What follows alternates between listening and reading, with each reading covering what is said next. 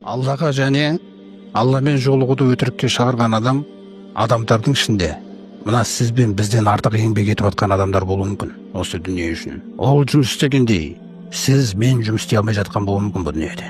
Оның мына дүниеде төгіп жатқан жігері, берілуі өзінің ісіне, талабы, тауып жатқан табыстары, небір қиындықтардан өтуі дегендей нәрселер мысалы. Сол еңбектердің барлығын мен қияметке келген кезде ойлаңыз, түк жоқ, ойлаңыз. Неге? Өйткені дүние үшін төгілген тер, дүние үшін кеткен сағаттар, түндер, уайымдар, бір-бір үшін тұрып беретін достарға дейін бар дүниеде, бір-бір үшін керек болса жанына дейін беретін, алайда Алламен жолығуды өтірікке шығарған, ол да заяға кетеді. Жана екеуі мақшарда кездескенде бір-бірін таниды, бірақ енді екеуі бір-біріне мүлде керек жоқ.